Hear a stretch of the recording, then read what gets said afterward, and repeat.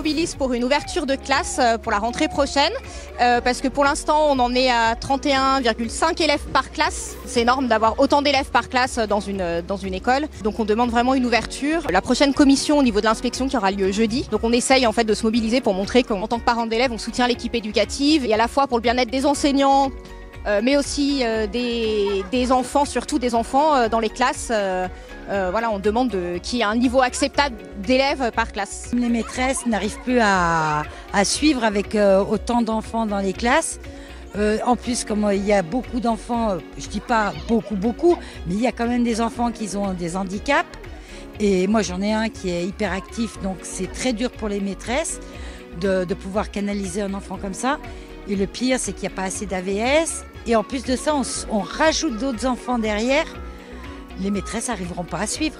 Je ne sais pas où on va, mais on y va très mal. Il y a eu une première commission qui a eu lieu mardi dernier.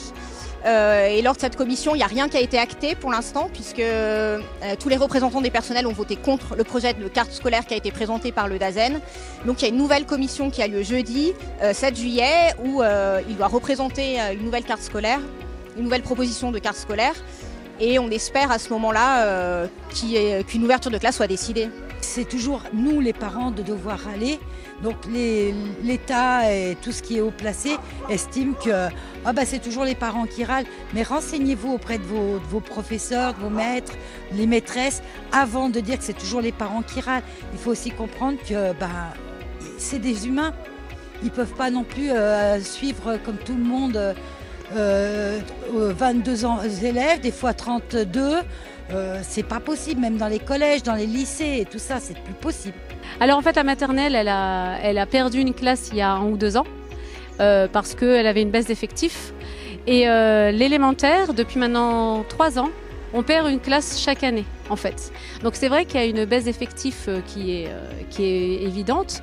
Mais en fait, quand on compare les années entre par exemple l'année dernière et cette année, il y a une différence de 10 élèves. Donc on a 10 élèves en moins l'année prochaine qui est prévue pour cette classe. Donc on a 7 classes et 10 élèves en moins fait qu'on passe en dessous d'une barre de la moyenne qui fait que du coup on ferme une classe. La maternelle est en train de gonfler, donc ça veut dire que très bientôt ces élèves-là vont arriver et on sait la bataille pour ouvrir une classe.